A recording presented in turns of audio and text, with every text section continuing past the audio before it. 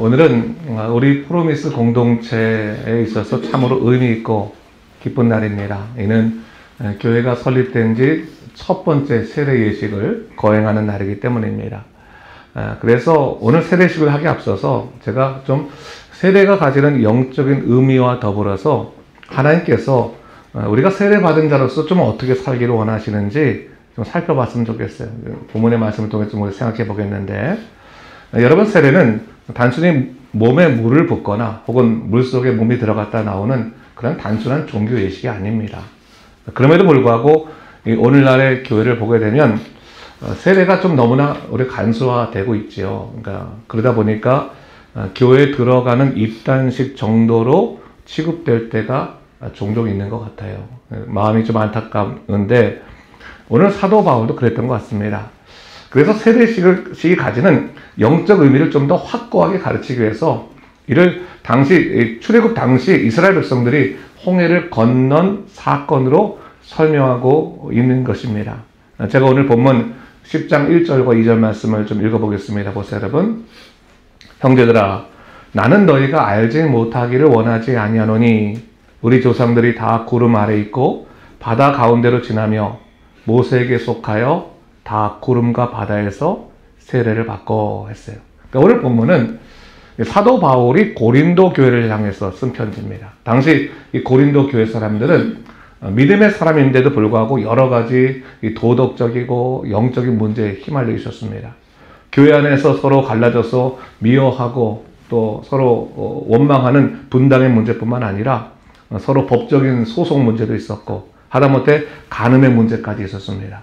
더군다나 하나님으로부터 성령의 은사를 받고도 이것을 감사하기보다는 오히려 그 은사를 자랑하며 서로 비난하고 싸우는 일로 번지기도 했습니다.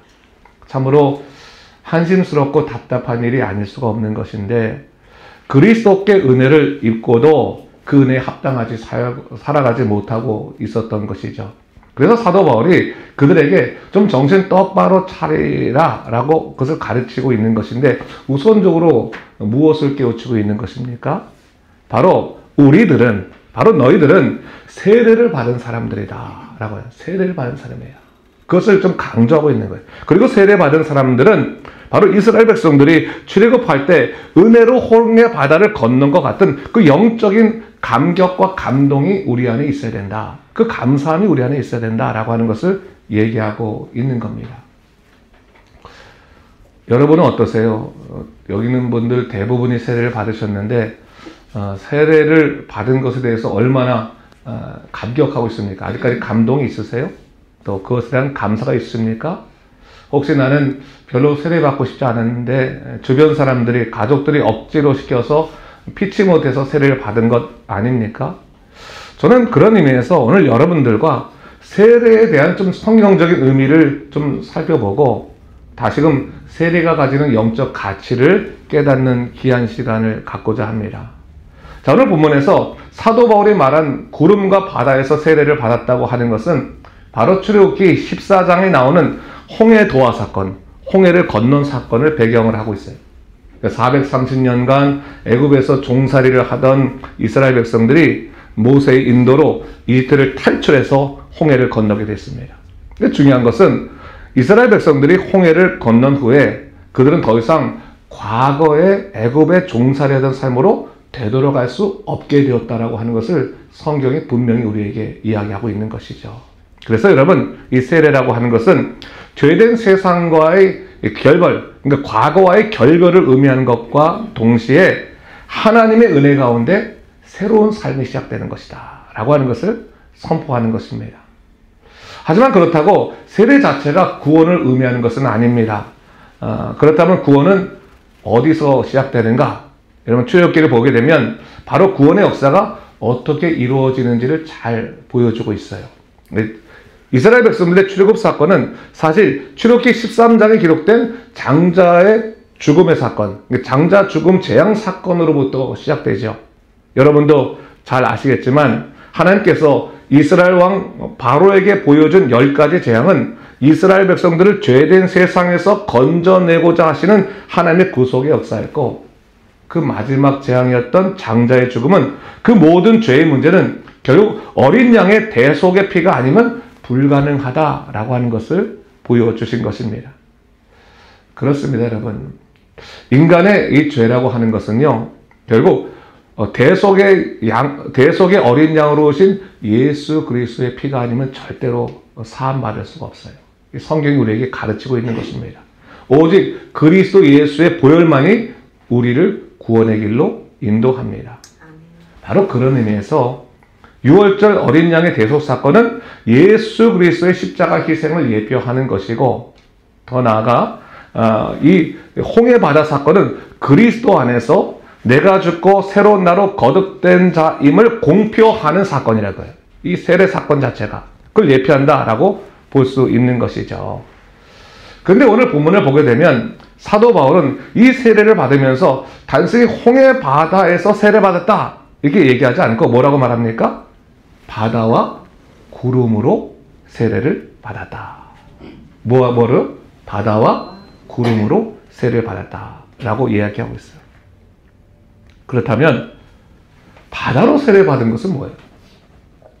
또 구름으로 세례를 받았다는 것은 뭡니까? 왜 굳이 바다와 구름으로 세례를 받았다라고 이야기했느냐라고 하는 것입니다. 자, 그렇다면 우선적으로 우리가 생각해 볼 것은 바다로 세례받은 것은 뭐냐라고 하는 것이죠. 바다로 세례받은 것은 뭐냐? 출애굽기 14장을 보게 되면 이스라엘 백성이 애굽 땅을 떠나서 홍해 바다 앞에 장막을 치게 됩니다. 그들이 홍해 바다 앞에 도착했을 때는 아직 바다가 갈라지지 않고 있을 때였습니다. 시퍼런 바다가 그들 앞을 가로막고 있었고 더 이상 그들은 앞으로 나갈 수 없었습니다. 근데 그때 그들이 한 가지 아주 두렵게 할 만한 소식을 듣게 됩니다. 뭡니까? 바로의 군사가 그들을 잡아가기 위해서 뒤따라오고 있다. 뒤따라오고 있다. 그렇죠, 여러분. 우리가 하나님께서 원하신 대로만 살고 싶어도 이게 쉽지가 않은 것이 이 죄된 세상이 우리를 그렇게 쉽게 놓아주지 않아요. 여러분, 사탄은요, 예수님이 재림하시기 직전까지 우리를 포기하지 않고 우리를 무너뜨리기 위해서 갖은 방법으로 우리를 공격하고 유혹합니다. 그걸 여러분 알아야 돼요. 그러니까 여러분, 세상에 모든 잘못된 것을 끊어버리는 것은 결코 쉽지가 않아요. 그래서 우리에게 사단이 이렇게 말할 때가 많죠. 네가 교회를 다녀도 되고 예배를 드려도 된다. 그런데 그 나머지 시간 동안에는 네 자신의 욕망을 위해 살고 좀 세상을 만끽하며 살아라. 그렇게 유혹을 한다는 거죠. 소위 무엇을 말하는 겁니까? 영적 중간지대를 만들라는 중간지대. 그렇죠? 영적 중간지대에서 너 하나님 믿어도 돼. 세상도 즐겨도 돼. 이 중간지대에서 살아가라 라고 그렇게 유혹하고 있는 것입니다. 교회를 다니면서 세상을 즐기라는 것이죠. 죄를 지으면서 은혜를 누리라 라고 하는 것을 이야기하는 것입니다. 여러분, 그것이 정말 가능하냐라고 하는 것입니까? 가능한가 하는 것입니다. 그렇지 않잖아요. 그러니까 하나님께서는 우리에게 뭐라고 말씀하세요? 너희는 거룩하라 라고 말했어요. 거룩하라. 거룩하라고 하는 것은 뭡니까? 세상과 구별되라 라고 하는 거예요. 그러니까 하나님께서는 당신이 만족할 만한 영적 중간지대를 우리에게 주신 일이 없어요. 우리 스스로가 중간지대를 만들어서 하나님도 섬기고 세상도 누리며 살아가려고 하는 것 뿐이지, 하나님은 우리에게 영적 중간지대에서 허락한 적이 한 번도 없다라고 하는 거예요. 그래서 여러분, 우리가 출애굽하기로 작정했으면 애굽을 떠나서 하나님이 원하신 길로 나아가야 되는 것인데, 하나님께서 우리가 애굽의 삶과 절연할 수 있도록 도우시기 위해서 주신 것이 뭡니까? 바로 바다로 세례받게 하시는 것이었다라고 하는 거예요. 그러니까 하나님께서 이스라엘 백성들에게 홍해 바다를 딱 갈랐어요. 홍해를 갈라서 바다 길을 내셨어요. 들어오라고 말씀하시는 거예요. 그 들어오고 나서 뭡니까? 다시 나중에 건너가는 바닷길을 막으셨단 말이지. 되돌아가지 못하게 하시는 거예요. 세례는 바로 그런 의미가 있는 거예요. 과거의 세상적인 삶과 결별한다는 것, 그 하나님 주신 새로운 삶으로 시작된다고 하는 의미를 갖고 있는 것인데, 중요한 건 뭐예요? 아까 말한 것처럼 이 길은 한번 들어와서 건너고 나면 다시 되돌아갈 수 없다라고 하는 것이죠. 그러니까 바다를 세례받았다는 그런 의미가 있는 거예요. 그러니까 출애굽기 14장을 보면 여러분 보세요.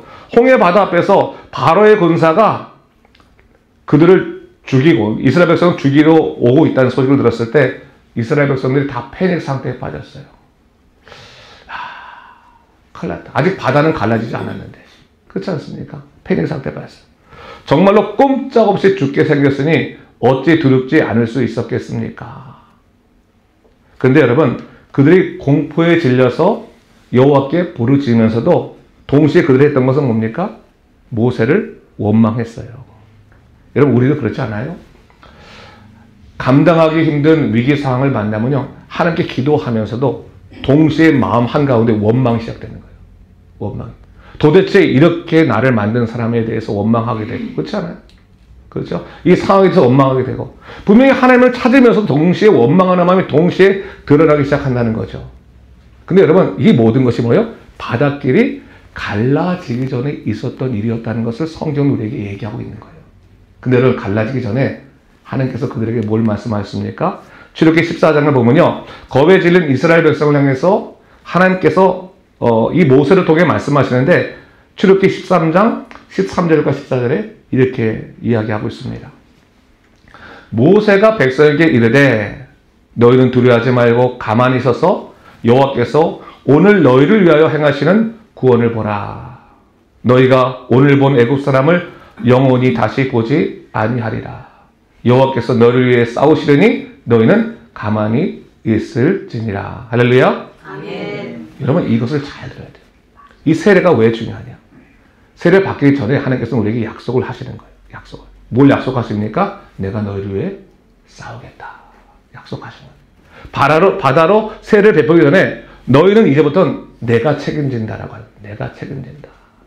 여러분, 상황적으로 아무런 소망이 보이지 않을 때 우리는 하나님께서 너희는 두려워하지 말고 오늘 내가 너희를 위해서 행할 구원을 보라고 말씀하신다면 여러분, 하나님을 바라보시기 바랍니다. 아멘. 그걸 우리가 믿어야 된다는 거예요. 그러니까 두려움을 주는 상황을 바라보지 말고 누구를 바라봐요? 하나님을 바라봐요. 그러니까 우리는 항상 두려울 때, 너무나 힘이 들 때 하나님께 기도하면서 또한 동시에 원망하고 불평하고 절망하는 마음이 생기는데, 그때 하나님께서 뭘 말씀하시는 거예요? 두 가지 마음 갖지 말고 이제부터 뭐요? 나만 바라봐라. 나만 바라봐라. 내가 너희를 위해서 싸우겠다. 너희는 뭐요? 가만히 있으라. 가만히 있으라. 말씀하시는 거예요. 네 감정대로, 네 생각대로 움직이지 말고 내가 너희를 위해서 일할 테니까, 내가 너희를 위해서 싸울 테니까 가만히 있어. 잠깐 머물러. 내가 보여줄 때까지 너희는 기다리고 있으라. 그것을 말씀해 주시는 것이죠. 그리고 나서 하나님께서 하신 일이 뭡니까? 홍해 바다를 여셔서 그들 앞에 길을 내셨다고 하는 거예요. 그러니까 성경은 바로 바다로 새로 받는다는 말을 통해서 우리에게 뭘 말씀하십니까? 이제부터 하나님이 너희 인생의 주인 되실 터니 너는 두려워하지 말고 나를 따라오라 라고 말씀하시는 것이고, 모든 주권을 다 내게 맡겨라 라고 하는 거예요. 그러니까 하나님께 맡기면 하나님께서 뭐예요? 벽 가운데서 문을 여실 것이다. 물 가운데 길을 여실 것이다 라고 하는 것을 이야기하신다는 거죠. 그래서 여러분, 우리가 세례를 받는다는 것은 더 이상 뭐예요? 우리가 애굽의 종로도 타지 않겠다는 것을 얘기하는 거예요. 그러니까 하나님 안에서 자유자로 살겠다고 하는 것을 말하는 거예요. 그렇게 결단하면 하나님께서 내 앞에 길을 여십니다. 아멘. 그것을 성경은 얘기하는 거죠. 근데 중요한 것은 뭡니까? 그 바닷길이라고 하는 것이 아무에게나 열리는 것은 아니라고 하는 거예요. 바로 누구에게 열립니까? 하나님의 택하신 자, 거룩한 나라로 살기로 작정한 자들에게 길이 열리더라 라고 하는 거예요. 여러분, 오늘 세례 받는 것, 특별히 여기 오늘 4명 세례 받는 것에 대해서 가볍게 여기서는 안 돼요. 이게 굉장히 중요한 일이고, 또 여러분들도 마찬가지예요. 세례를 받은 것에 대해서 경홀히 여기지 마십시오. 여러분, 이건 하나님의 놀라운 약속이 있는 거예요. 그러니까 출애굽기 14장을 보면 이스라엘 백성들이 바닷길로 들어갔을 때 누구도 따라 들어왔어요? 그들을 주기 위해서 바로의 군사도 따라 들어왔는데, 그 바로의 군사가 어떻게 되었다고 성경은 말합니까? 그 바다 한가운데서 수장되어서 죽었다라고 하는 것을 얘기하고 있는 거예요.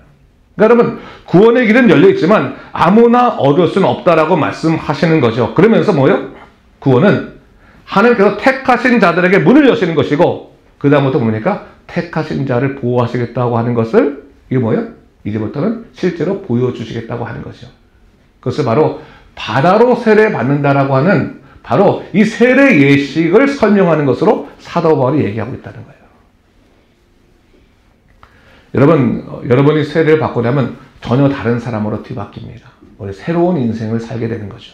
베드로전서 2장 9절과 10절 말씀에 이렇게 얘기하지 않습니까? 함께 같이 한번 읽어볼까요? 시작. 그러나 너희는 택하신 족속이요 왕같은 제사장들이요 거룩한 나라요 그의 소유가 된 백성이니 이는 너희를 어두운 데서 불러내어 그의 기이한 빛에 들어가게 하신 이의 아름다운 덕을 선포하게 하려 하심이라. 너희가 전에는 백성이 아니더니 이제는 하나님의 백성이요 전에는 궁유를 얻지 못하였더니 이제는 궁유를 얻은 자니라. 아멘.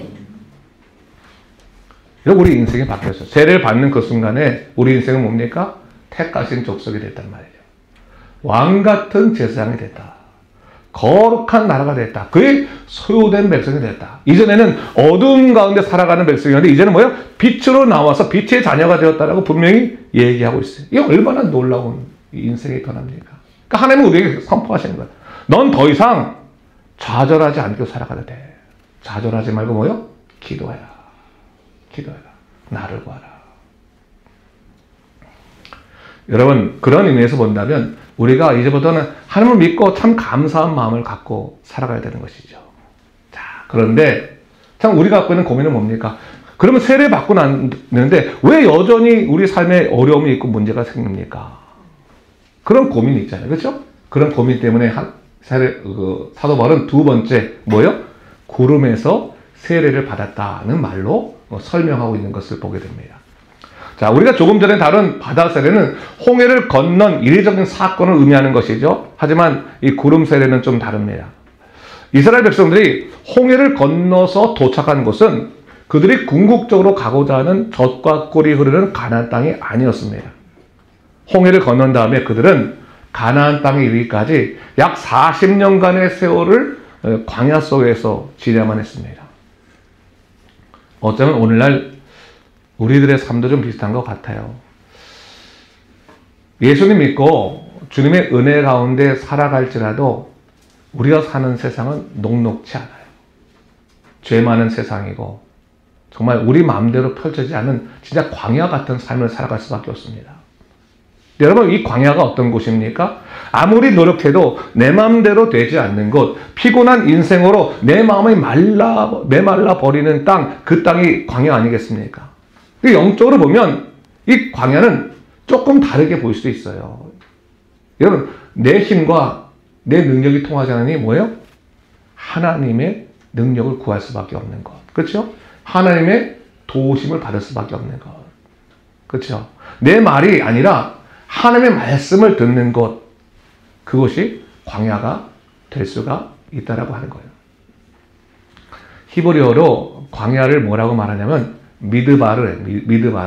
미드바르라고 하는 말은 원래 나바르라고 하는 말에서 파생이 된 말입니다. 나바르는 뭐냐면 히브리어로 말하다는 말이에요. 그래서 미드바르는 무슨 뜻을 갖고 있냐면 뭐 메마른 거, 황폐한 곳이라고 하는 광야라는 의미도 갖고 있지만 동시에 뭐예요?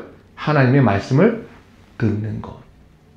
하나님이 말씀하시는 곳이라고 하는 의미를 담고 있다라고 하는 거예요. 그러니까 여러분, 우리가 내 인생이 내 마음대로 풀리지 않아서 도무지 어떻게 할지를 모를 때, 모든 것을 포기하고 싶을 때, 그때는 광야 같은 삶에 우리가 들어가는 것인데, 그건 뭐예요? 그때부터는 하나님의 음성을 들어야 된다고 하는 것이죠. 하나님의 음성이 들리는 곳이라고 하는 거예요. 그런데 오늘 본문에서 사도 바울이 바로 그 광야 땅에 하나님께서 어떻게 세례 주신다고요? 구름으로 세례를 주시더라. 뭐로 주신다고요? 구름으로 세례를 주시다 라고 말하고 있어요. 우리 보통 우리 출애굽기에서 구름 기둥과 불 기둥으로 우리 인도했다고 하면 뭐 구름 기둥을 마치 수직적으로 이렇게 폴대처럼 쭉 서 있는 그런 연기처럼 오르는 것으로 생각하고 있지만 사실은 구름 기둥은 그런 의미가 있는 게 아니라 구름 기둥은 원래 수평적으로 펴져 가지고 마치 엄브렐라, 이 우산처럼 펼쳐져 있는 구름을 말하는 거예요. 그래서 여러분, 이 구름 기둥이 딱 펼쳐지게 되면 그 밑에 뭐가 생겨요? 그늘이 생긴다. 구름 그늘이 생겨요. 이게 광야같이 떼약볕이 정말 강력한 그런 곳에서 그들이 걸어가기 위해서는 반드시 뭐가 필요해요? 그늘이 필요한데 하나님께서 아침이면 구름 기둥을 통해서 그늘을 만들어 주시는 거죠. 그 200만 명의 사람들이 그 안에서 보호받는 거예요. 그런데 어떻게 전제합니까? 구름이 움직이면, 그렇죠? 그늘도 움직일 테니까 자연스럽게 구름의 그늘 밑에서 그들이 한 걸음 한 걸음 걸어갔다고 하는 거예요. 그것을 지금 사도 바울은 구름으로 세례를 받았다라고 하는 말로 얘기하고 있는 것이죠. 뭘 얘기하고 있는 겁니까? 여러분, 우리가 예식적으로 한 번의 세례를 받지만 그 다음부터는 뭡니까? 세례 받은 사람들은 그 다음에 날마다 바다로 세례 받는 것뿐만 아니라 뭐요? 구름으로 세례 받는 거예요. 구름으로 우리 인도하신다고 하는 것이죠. 그러니까 이 광야 땅과 같은 힘겨운 세월 동안 우리에게 분명히 역경이나 고난이 있을 수 있지만 하나님이 아신다고 하는 거예요. 어디로 들어가야 돼요? 하나님의 그늘로 들어가야 돼요. 그늘로 들어가야 돼요. 그늘. 그리고 이 구름으로 세례받는 것은 여러 가지를 다 포함하는 여러 가지. 하나님이 너희를 보호하시니 너희가 시험을 받아도 결코 두려워하지 말아라. 너희가 극복해낼 수 있다라고 하는 것을 얘기하면서 오늘 본문 13절에 이러한 약속의 말씀을 주시는 것을 보게 됩니다. 우리 13절 말씀 다 같이 한번 읽어봅니다. 시작. 사람이 감당할 시험 밖에는 너희가 당한 것이 없나니 오직 하나님은 미쁘사 너희가 허락하지 아니하시고 쯤에 또한 피할 길을 내사 너희로 능히 감당하게 하시느니라. 아멘. 하나님은 미쁘사 하나님은 믿을 만한 분이시오니 너희가 감당치 못할 시험을 당함을 허락하지 아니하신다. 하나님, 이거 정말로 감당하기 힘든데 이게 감당하지 못할 시험이라면 어떤 게 감당할 수 있는 시험입니까? 라고 우리가 속상해서 얘기할 때 있잖아요. 근데 하나님께서 우리에게 감당치 못할 시험을 주신다면 하나님 반드시 뭘 주신다고요? 피할 길을 주신 피할 길. 살 길을 허락하신다는 거예요. 사람을 보내시고 상황을 바꾸셔서 피할 길을 내어주시겠다. 그러니 너희 시험 당함을 고민하거라. 두려워하지 말아라. 시험 당함은 하나님이 하실 일을 보면 돼요. 하나님이. 아, 내가 지금 감당 못하겠구나. 하나님이 일하시겠구나. 시험 당함을 허락하지 않으시는 하나님. 무너지는 것을 허락하지 아니하시는 하나님. 그래서 여러분, 세례 받은 사람들은 하나님을 의지해야 돼요. 하나님, 내가 너무나 감당하기 힘듭니다. 너무 속상합니다. 붙잡아 주십시오. 그러면 하나님께서 뭐를 주세요? 우리에게 피할 길을 주세요. 피할 길. 여러분, 이 광야 같은 황무지에서도 하나님께서 당신의 백성을 돌보시는데 여러분 이것을 믿으십니까? 아멘. 실제로 하나님께서는 뭐예요? 광야로 들어가자마자 이 구름 기둥을 통해서 그들을 그늘로 보호하실 뿐만 아니라 뭡니까? 아침에는 그들을 먹이기 위해서 만나를 내려보내셨잖아요. 만나의 뜻이 뭡니까? What is this?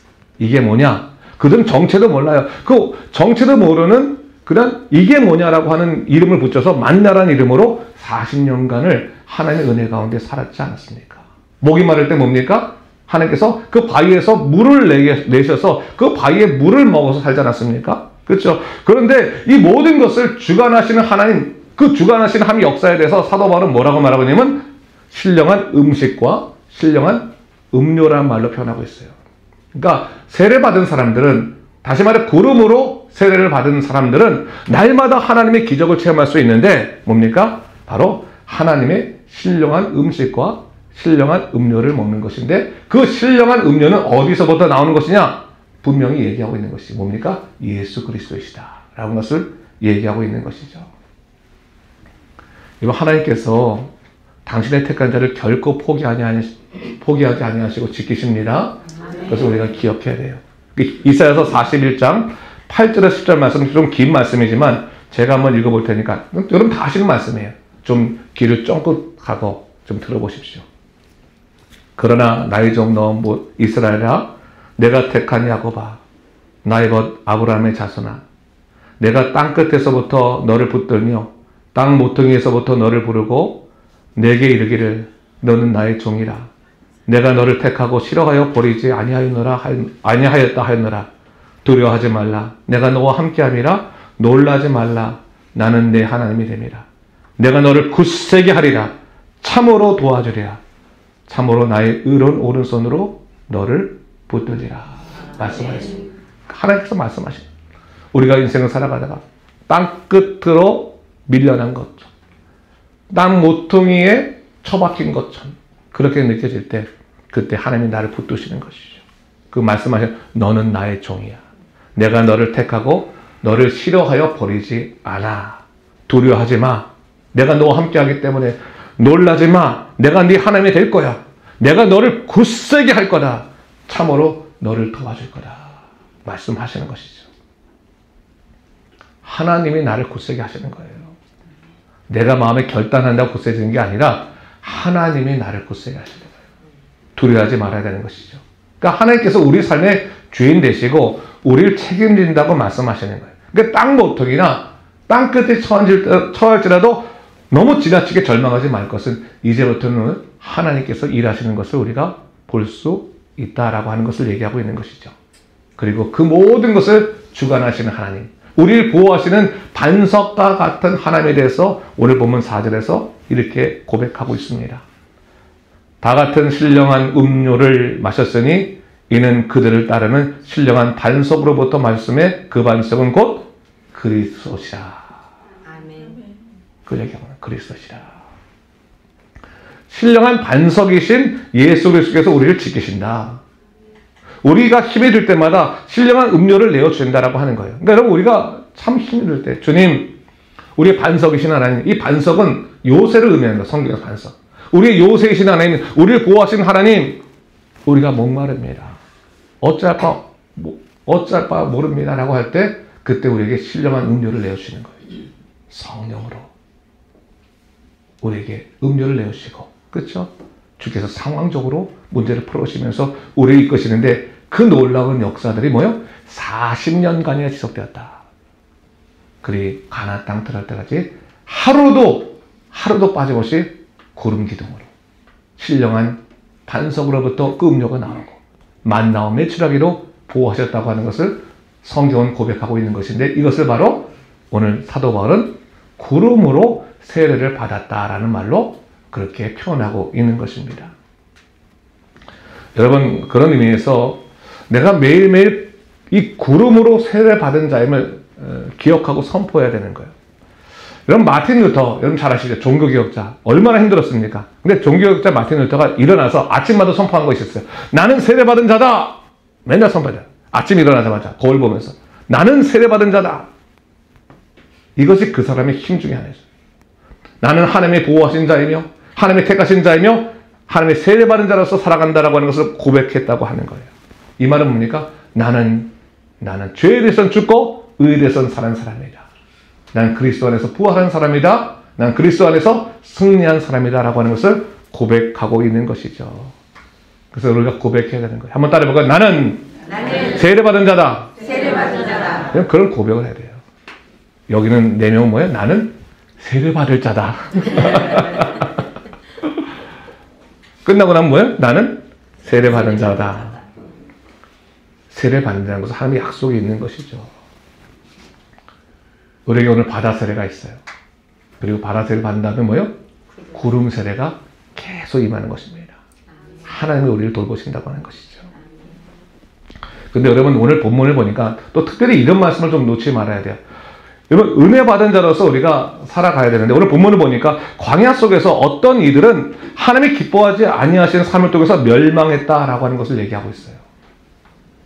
야, 구름 세례 받으면 그럼 항상 만족하고 그 구름 안에서만 살아가야 되는데, 아니 세례를 받았음에도 불구하고 멸망의 길을 걸을 수 있는 사람들이 있는데 그 사람들의 삶에 대해서 뭐라고 말합니까? 우상숭배의 삶이라고 말을 하는 거예요. 우상숭배라는 것은 다른 게 우상숭배가 아니에요.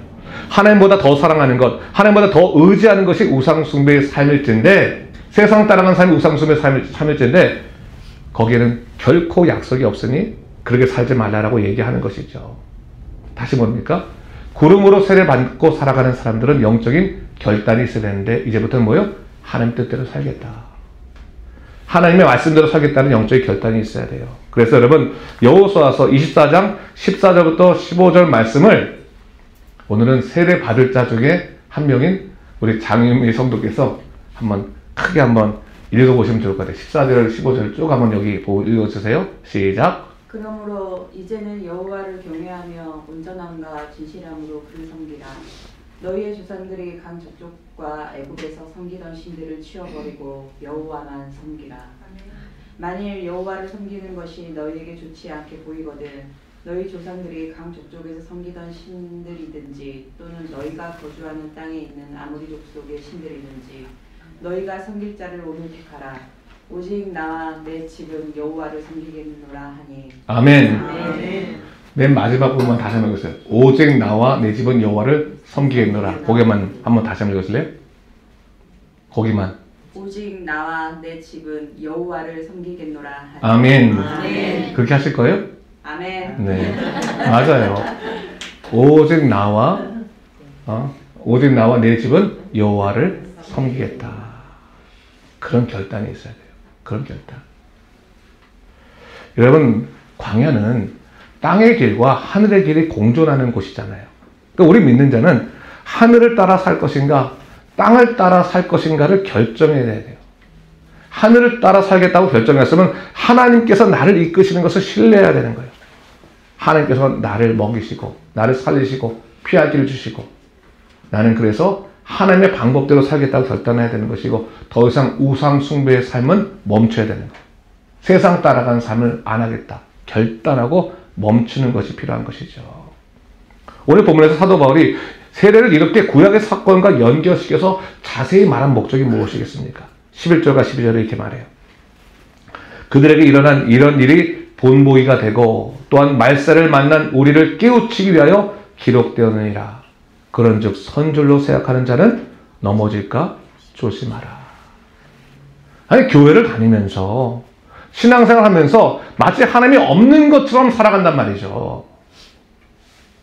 나는 구원받았다고 하면서 방자하게 살아가는 사람들이 존재한다는 것이죠. 그래서 사도 바울이 얘기하는 거예요. 고린도 교인들이 하도 그렇게 방탕하게 살아가는 것을 보면서 선줄로 생각하는 자는 넘어질까 조심하고, 그리고 이 말세가 임했다.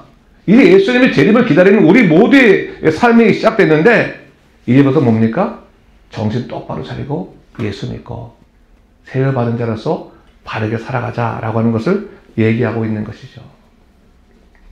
말씀을 정리하겠습니다. 제가 마지막으로 15절 말씀을 읽겠는데 보세요. 나는 지혜 있는 자들에게 말함과 같이 하노니 너희는 내가 이르는 말을 스스로 판단하라. 이 말이 뭐예요, 여러분? 너희들 지혜 있는 사람일 테니까 잘 생각해봐라. 어떻게 사는 것이 맞는 것인지. 너희 뜻대로 영적 중간지대에 살아가는 것이 우상 숭배하며 끝까지 살아갈래? 아니면 정말로 하나님 뜻대로 살아갈래? 지혜 있는 자인지 스스로 잘 판단해보고 제대로 신앙생활해라 라고 하는 것을 얘기하고 있는 것입니다. 여러분, 내가 세례 받은 자로서 어떻게 살아야 될지 한번 생각해 보세요. 세례가 너무 약화가 돼가지고 그냥 싹 잊어버리잖아요. 그렇죠? 세례식을 깊이 생각해야 돼요. 내가 세례 받은 자로서 어떻게 살 것인가, 또 나는 어떠한 은혜를 누리는 삶인가를 잘 생각하고 믿음으로 살아가는 우리 모두가 되시기를 주님의 이름으로 축원합니다.